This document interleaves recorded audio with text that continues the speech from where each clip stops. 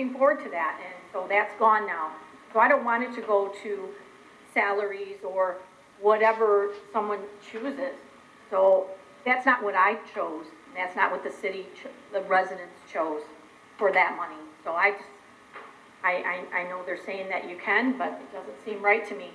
I would encourage you to go to the next school board meeting, and we can also pass a resolution to that effect. I think we would all be in support of it, but ultimately, us talking Right. amongst us, it ultimately needs to go back to the board. And, Or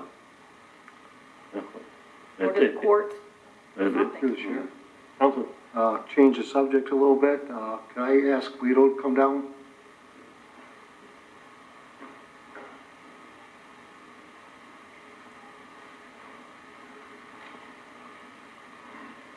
I'm getting more phone calls from Northwest Park. Okay. What's going on? The phone calls, I guess, that would probably About put the me in the direction that I Yeah. could assist and possibly answer the question. Yeah, it's, we're getting, complaints of the kids just trashing the park when they're doing football and parking in the street where they could park in the park and people can't get in and out of their driveways. Yeah, to the chairman, we have been over there. I was there just the other day. The gentleman who coaches the football team is also the head coach of the junior high football team for the Taylor School Systems. He's cleaning up after every practice. He was back there the next day because it got dark. The daylight, obviously, he didn't account for it getting darker sooner. He was back the next morning picking up the trash. I have had the general foreman going through there multiple times a day after each practice. I think the bigger concern is folks do not want people parking in the street. I am going to put that request into the coach again. That is a very hard variable to control, to tell people they cannot park in a public street unless there's a higher thought process than I have or a way to navigate that and enforce it. I would have to defer that to police and probably see if it's enforceable. But I don't think they're blocking driveways. I believe it's like a situation when Little Leagues host games at Central or East, and they're just smaller footprints of parking lots, and people will park in the streets. And it is a short-term inconvenience during the practice, but we have been following up and we'll continue to monitor. But the trash genuinely, I mean, there's a water bottle here and there, but I mean, any park you go to, you will find that. Oh, and I appreciate you responding the other day when I called you, and I just want to make sure, because they're reaching out to me. Yes, sir, and we'll stay on it. And I did get an email. I did reach out to the resident. I've left 2 voicemails. I've not got a call back yet, but I will continue to try to reach out to the person who's contacted us through the call center. Thank you. Yes, excellent. any further open business from the council? From the clerk? Just a couple of quick things. Shred Day was this past Saturday, and it was busy in the beginning and then slow but steady throughout the day. Thank you to DPW and Councilman Johnson and Nick. They came by and helped out for a while. It was a good day. It was a nice day. We will have another one in the spring. We did get that question a lot. When's the next one? Spring. And that's usually the busier one. Good, I gotta clean out my office. Yes, so spring, usually April, May, somewhere around here. And our council secretary said if you're getting these, he wants the manila envelopes back. Absentee ballots will be mailed out on September 26th is our target date. So watch out if you've asked for one of those, watch out for your ballot. And then today is National Voter Registration Day, and it's also Constitution Day. So we were at Taylor High School today. We registered students and signed them up to work. I just checked, we've received probably almost like 40 applications via the online app. So that's a good, we've received several handwritten ones as well. So that went over very well. The kids were excited, and it was a good day. One young man, we had to sing happy birthday to the Constitution in one class. He was so excited that it was the Constitution's birthday. Yeah, so it was it was fun. Those are the things the fun part of the election, those types of things. That is it. Thank you. Chairman, Councilwoman. standing the clerks, Tanya Clayton, who's one of our newest Board of Ethics commissioners, was the Rotarian in the lead on the shredding as well, collecting money for Rotary, so she's here, so I just wanted to give her a shout out of that. Mr. Chairman, that is where I recognized you from. was a crazy day on Saturday, but yes, and then back to the ethics board, really quick. I had to run out, but I did hear the mayor say, we'll be in contact and, organize a meeting. Mind you, my schedule's a little crazy right now with the election coming up and ballots coming in, but we'll make something happen. With their schedules, it's hard to coordinate multiple people, but we'll make it happen.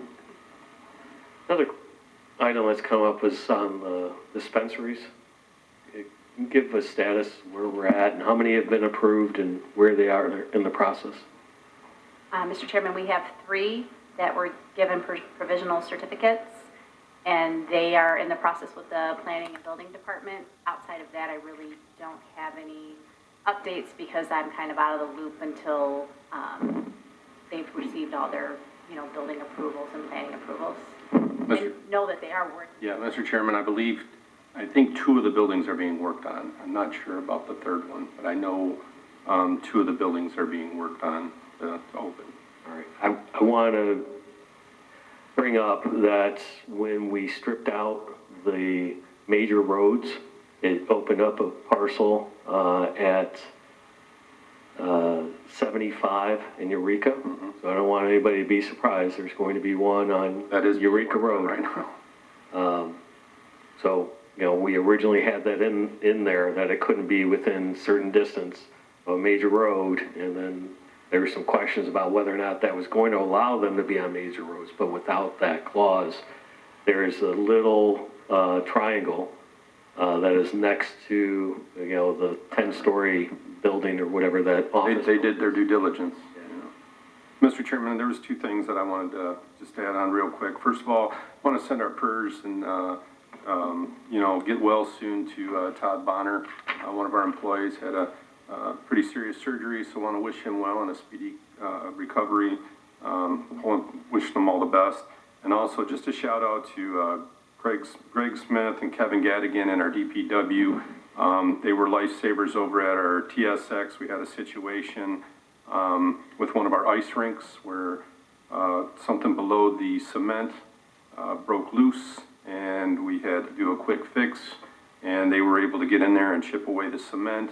We were able to repair the hose that is in the cement, and they did it delicately and saved us a lot of time and a lot of money. So to their credit, with Tom Collins and Chris over there, we lost a day's worth of rental, ice rental, which had me very nervous that we could have lost possibly an entire season of one rink. So with their due diligence and their, definitely, and thanks for Ralph and, getting them over there, just really saved the day. They did a great job. Wanted to give them a shout out. Thank you. Any further open business from the council or electeds? If not, open comments, questions? Eric Hall, 9555 Holland. I came up about 6 weeks ago with a packet of emails. Has anybody checked on it yet? No? Okay, well, through the chair to Mr. Plato, I do have an ethics complaint. If you'd like me to read it, I will. I want to get it to you now. We got an ethics board. As a lifelong city resident, voter, homeowner, taxpayer, I am concerned about the things I have found out the last 6 months. Former council member Butch Hermit Remick has been sharing confidential information with community activist Amy Atwood Summers. That includes closed source meetings, negotiations between unions in the city, unredacted emails. I think that we need to complete an investigation to see if there's wrongdoing with the law has been broken. I would suggest that you request emails for the last 8 years between these 2 individuals. If you need the emails, I will more than gladly bring it to the ethics board now that we have one. Through the chair, Mr. Hall, if you could submit those emails as part of your ethics complaint, I will review the complaint to see if it meets the requirements under the ethics ordinance, and I will then, if it does, I'll pass it on to the ethics board for investigation. Would you like me to bring all